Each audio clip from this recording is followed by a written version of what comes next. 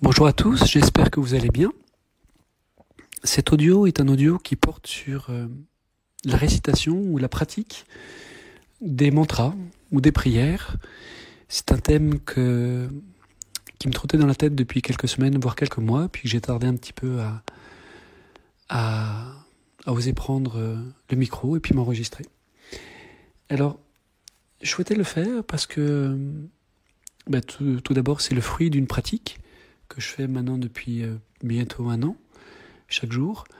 Et bien évidemment, dans le fruit de cette pratique, on le fait d'une façon, d'une autre façon, on évolue, on corrige certaines choses, on comprend certaines choses, et puis ça mène à des pratiques ou une façon de le faire de façon différente, un peu plus mature, je dirais. Et c'est dans ce sens-là que je me suis dit, tiens, autant faire ce petit partage, cet audio, pour éventuellement proposer un regard différent, si vous ne l'avez pas comme ça. Et puis, pourquoi pas que vous aussi, vous essayez et vous expérimentez de votre côté. Alors, avant de commencer, donc la prière, on sait ce qu'on sait. Le mantra, donc c'est pour ceux qui sont un peu moins ouverts ou connaissants à tout ce qui vient de l'Orient. Donc le mot mantra vient de la tradition de l'hindouisme. On le retrouve aussi dans d'autres traditions, comme le bouddhisme, et puis même, je crois, au Japon et dans ces autres grandes îles, je dirais. Et le mot mantra veut dire tout simplement la répétition d'une phrase ou de syllabes, donc notamment Om ou des petits mots, si vous voulez. Donc c'est la répétition, on répète cette phrase ou syllabe un certain nombre de fois. Alors si on va même dans le détail, un peu plus précisément, on préconise dans l'hindouisme, donc tradition que je connais un peu plus que les autres, on préconise de le répéter, de faire ce mantra, accrochez-vous bien, 108 fois. 108 fois, donc on se sert d'un mala ou d'un chapelet, si vous voulez, et puis avec nos doigts, on pousse les petites boules à chaque fois qu'on en a récité un, et ça nous permet de comptabiliser le nombre de récitations sans le marquer avec un petit stylo sur une feuille. Mais l'idée, c'est de répéter, si vous voulez, donc 108 fois, il y a une signification. Pourquoi 108 fois ? C'est pas le but de cet audio. Mais l'idée, si vous voulez, c'est vraiment de répéter un certain nombre de fois le mantra, voilà. Donc bien évidemment, quand c'est une prière, on peut aussi répéter la prière un certain nombre de fois, et je vais essayer de donner des explications pourquoi. Alors pourquoi répéter beaucoup de fois des mots, une phrase ou une syllabe ? Eh bien, c'est parce que, en tout premier lieu, si on essaye d'arrêter de parler, vous et moi, enfin plutôt vous, parce que moi si j'arrête ça va faire un long silence, vous allez voir, on constate que nous avons le mental qui travaille beaucoup, et donc on va avoir des phrases qui vont venir dans notre tête, on va vouloir envie de bouger, de faire plein de choses. Donc cette répétition de mantra va avoir pour but de focaliser l'esprit, je dirais même de distraire cet esprit, et au bout d'un certain temps, ça va nous rendre disponibles à autre chose. Alors quand je dis disponible, c'est-à-dire que si par exemple vous êtes en train de ranger votre salon et je vous parle, si vous êtes très attentionné dans votre rangement et je vous parle, vous me direz non, attends, je suis pas disponible. Et c'est la même chose, c'est-à-dire que si on a notre esprit qui vagabonde à droite et à gauche, on est moins disponible pour favoriser autre chose, si vous voulez. Et donc en faisant ça, cette récitation, on va faire une sorte de coupure. Alors, dans ma pratique, il faut quand même un certain temps. Dans mon cas, dans mon petit cas, peut-être pour vous ça sera différent, mais souvent au bout de 15-20 minutes, il y a une sorte de coupure intérieure, et puis ça commence à beaucoup plus calmer. J'ai beaucoup plus de calme qui s'installe. Mais, donc pour revenir sur ce point, c'est créer une coupure dans le flot des pensées, et donc se rendre plus disponible à autre chose. Alors quand je dis rendre disponible à autre chose, c'est bien évidemment se rendre disponible à vivre et ressentir en soi une certaine qualité, ou plusieurs qualités, ou profondeur, ou se rendre disponible. Alors bien évidemment, il ne s'agit pas de répéter. Entre vous et moi, ça m'a été un petit peu... Certaines journées, ça a été un peu le cas dans mon cas. C'était un peu certaines fois. Mais il ne s'agit pas de répéter pour répéter et puis se dire « Allez, super, j'ai fini mes 108 petites boules, je peux passer à autre chose. » Et en fin de compte, ça serait un petit peu une perte de temps ou passer du temps, mais pour quelque chose qui n'aura pas beaucoup d'effet. Donc, ce n'est pas une question de répéter pour répéter. Par exemple, si je choisis une prière ou la récitation d'un mantra sur la paix, par exemple, dans le monde. Si, on va dire, il y a cette phrase, cette traduction d'un mantra indien qui est que tous les êtres vivants sur Terre vivent la paix et l'harmonie. Par exemple, prenons cette phrase. Mais si, pendant ce temps-là, je pense par exemple, tiens, qu'est-ce que je vais faire après ? Ou qu'est-ce que je vais manger ce soir ? Ou si je pense à plein d'autres choses, alors que je récite ce mantra, vous comprenez tout de suite que ça ne va pas avoir beaucoup d'effet, de répercussions, ça va pas avoir de... C'est comme un petit peu envoyer deux messages différents, consciemment et inconsciemment.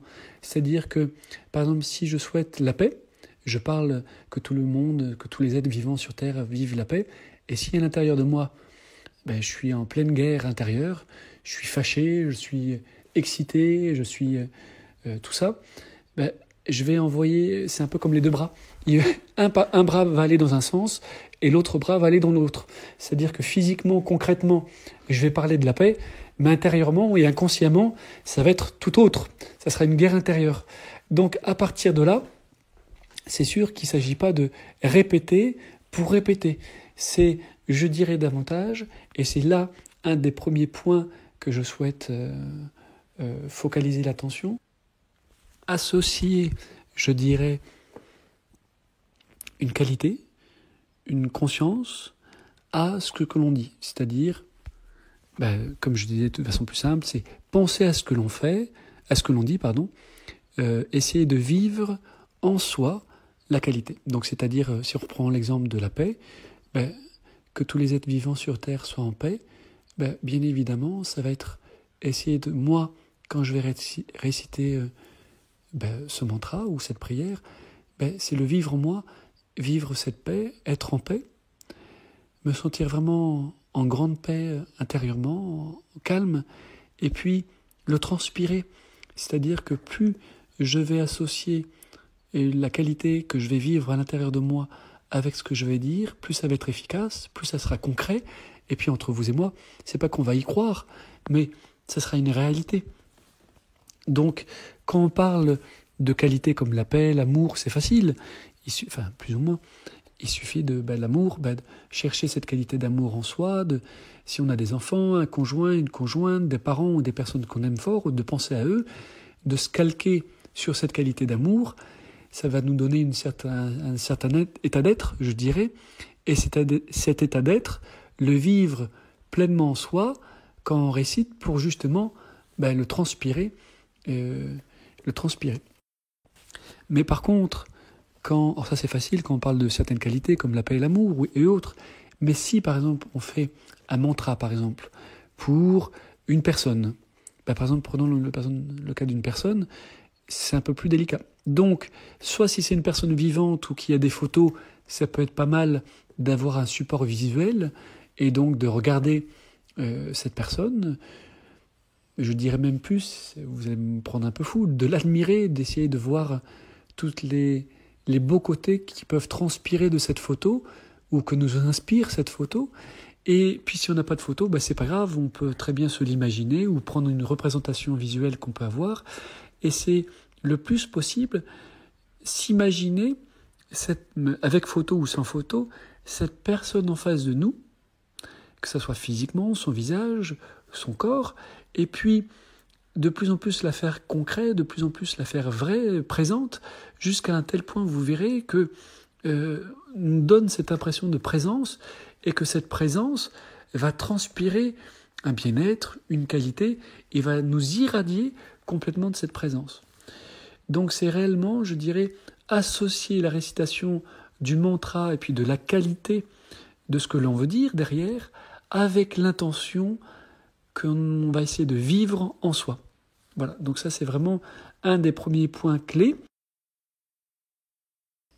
dans cette récitation de mots, et puis essayer de vivre cette qualité, il y a, je dirais, comme une respiration.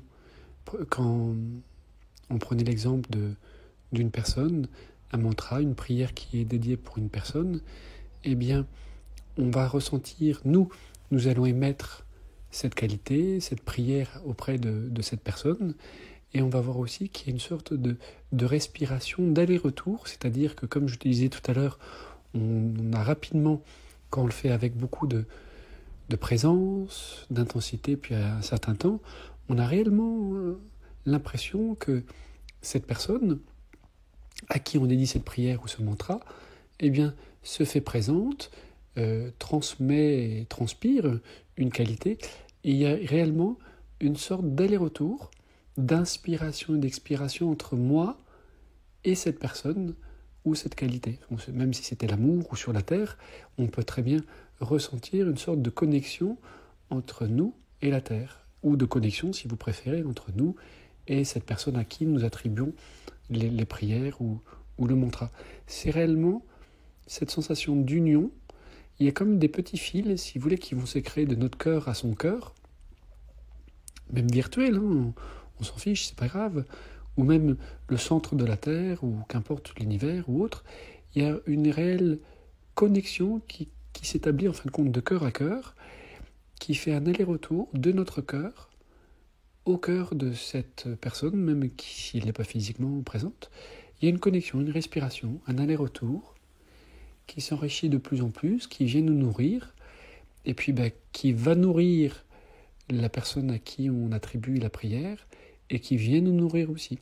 C'est un peu, si vous voulez, lorsqu'on fait justement une prière, ou dans certaines traditions, où il y a une personne qui prend pour référence un être comme un guide, une personne qui est déjà passée par certaines pratiques, par certaines difficultés, et qui donc peut nous aider à nous accompagner dans nos pratiques, à mieux les vivre, entre guillemets le mot maître, juste simplement quelqu'un qui arrive à un peu plus de maîtrise, si vous voulez. Il n'y a pas d'échelon ou de différence, c'est juste quelqu'un qui a pratiqué un petit peu plus, et qui par compassion et gentillesse nous aide dans nos pratiques. Il y a réellement cet échange entre maître et élève, dans ce rapport que je mentionnais. Il y a cet aller-retour, et puis il y a cette nourriture, je dirais, cette nourriture spirituelle entre l'élève est nourri par l'enseignant, par la personne, et aussi l'enseignant ou cette personne est nourri par nos intentions. Et c'est ça qui est très beau, c'est une belle relation, je dirais, amoureuse. On n'aurait pas cru que ça aurait été dans cette direction. J'espère que mes petits exemples ont été suffisamment clairs, mais je le pense.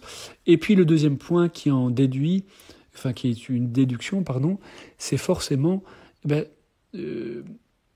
c'est pas une question de temps, mais plutôt de qualité. Si par exemple, donc moi, par exemple, je donne aussi des soins. Si, on va dire, extrapolons, dans un soin, j'essaie de communiquer de l'amour.